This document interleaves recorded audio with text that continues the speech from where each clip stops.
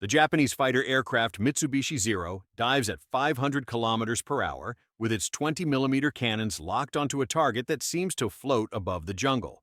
The Japanese pilot smiles. In his sights is an American airplane made of fabric, wood, and steel tubes.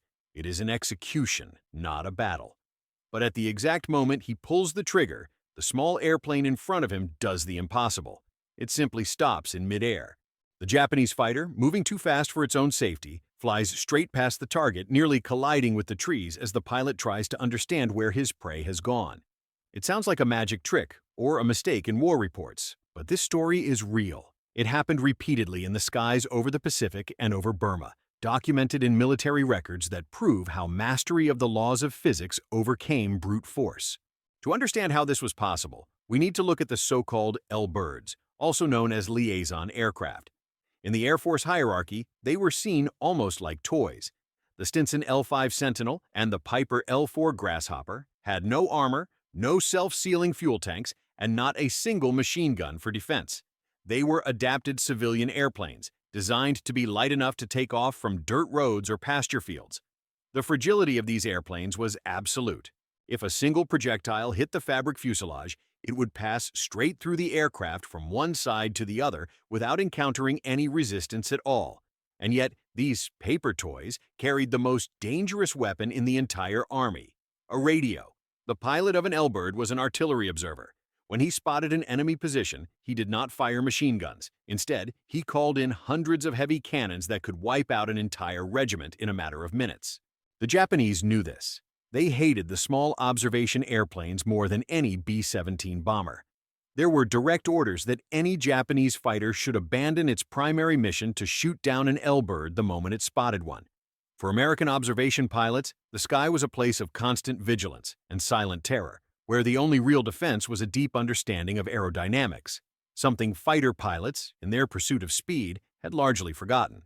The great difference between life and death in those skies came down to a technical concept called stall speed. Every airplane needs a minimum speed so that the air flowing over its wings can generate enough lift to keep it flying. For a Zero fighter, that speed was high. If it tried to fly below 150 kilometers per hour, its wings would lose lift and the aircraft would fall into a deadly spin. The small Stinson L-5, on the other hand, was a physical anomaly. It could maintain stable flight at a mere 60 kilometers per hour. This difference in speed created a tactical paradox. When the Japanese pilot dove in to attack, he was operating within a tiny window of time. He was coming in at 500 kilometers per hour against a target moving 10 times more slowly. It was like trying to hit a fly with a high-speed train. By the moment the Japanese pilot lined up his sights and prepared to fire, he was already about to overshoot the target. The so-called trick of stopping the airplane was the extreme application of this physics. If the L-bird pilot noticed a strong headwind, what pilots call a headwind of around 40 to 50 kilometers per hour, he could reduce engine power and fully extend the wing flaps. The result was visually absurd. The airspeed over the wings was still high enough to generate lift, but the airplane's speed relative to the ground dropped to almost zero. To anyone watching from below, or to the fighter approaching from behind, the airplane appeared to be literally parked in the sky.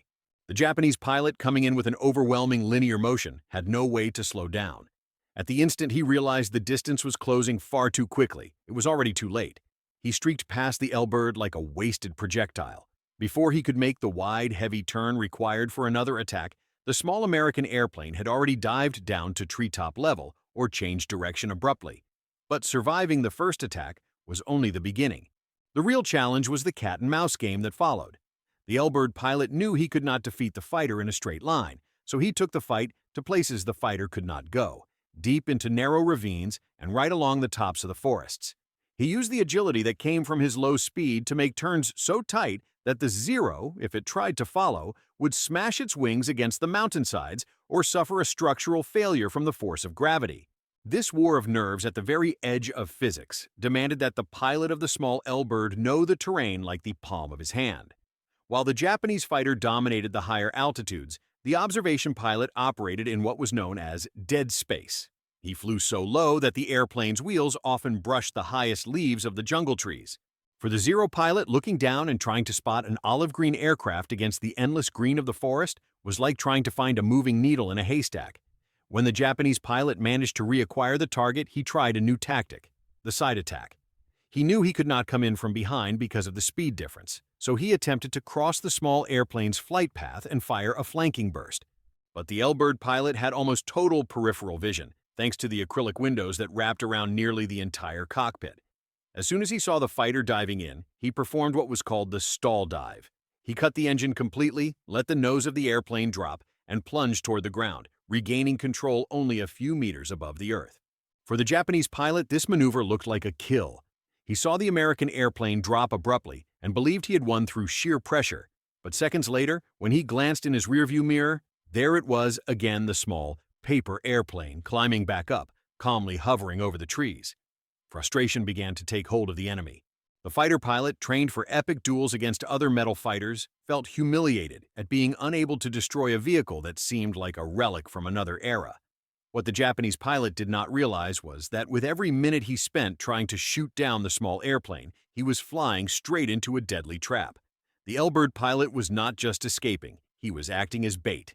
While the Zero performed acrobatic maneuvers to try to line up a shot, the American pilot kept his headset pressed tightly to his ears, transmitting the exact coordinates of the fighter's position to Allied anti-aircraft batteries hidden in the jungle. The Japanese fighter, obsessively focused on its slow prey, often ignored the danger all around it. It descended to pursue the L-bird, entering precisely the effective range of ground machine guns and light cannons. The hunter, driven by ego and by the irritation of being unable to hit a stationary target, became vulnerable. This is how many of Japan's most experienced fighter pilots met their end. Not in a duel against a Mustang or a Lightning, but by being lured to destruction by a small, fabric-covered airplane they considered insignificant. Beyond the artillery trap, L-bird pilots developed a survival technique that bordered on technical suicide, using vacuum effects and thermal air currents from the mountains. In regions such as Burma, the jungle heat and rugged terrain create extremely powerful columns of rising air. An experienced pilot flying a Stinson L-5 could surf these currents. He would enter a ravine where the wind was blowing directly against the mountainside and, using nothing but aerodynamics, gain altitude almost vertically, like riding an invisible elevator. The Japanese fighter, designed for speed rather than low-altitude flight in confined terrain, could not keep up with these abrupt changes. If the Zero tried to follow the L-bird into a narrow valley, the Japanese pilot faced a mathematical dilemma. Either he maintained speed to avoid stalling and ended up crashing into the rock wall, or he tried to slow down and lost rudder control, falling straight into the trees. There are records of American pilots who, without firing a single shot, caused enemy fighters to crash simply by leading them into impossible maneuvers. The L-bird pilot would watch through his rearview mirror as the Zero's trail of smoke marked the spot where the hunter, underestimating the physics of slow flight, met his end against the ground. The small fabric-covered airplane would then calmly level its wings and return to its quiet orbit over the battlefield. This superiority in low-speed maneuvering was so effective that, in some extreme cases, the L-bird pilots began to improvise weapons of their own. There were reports of pilots who carried hand grenades in buckets inside the cockpit and dropped them manually onto enemy positions while hovering above them. Others mounted rocket launchers on the wing supports, turning the fragile observation airplane into a tank hunter that attacked in near total silence, before the enemy could even hear the sound of the engine. At the end of a day of combat, these airplanes returned to bases that no modern fighter could ever use. They landed in jungle clearings less than 100 meters long or on rough, potholed dirt roads. While mechanics patched bullet holes in the fabric with adhesive tape and scraps of cloth, the pilots prepared their maps for the next day. They knew that at dawn, they would be hunted again. But they also knew that in the sky, intelligence and respect for the laws of physics were worth far more than brute speed.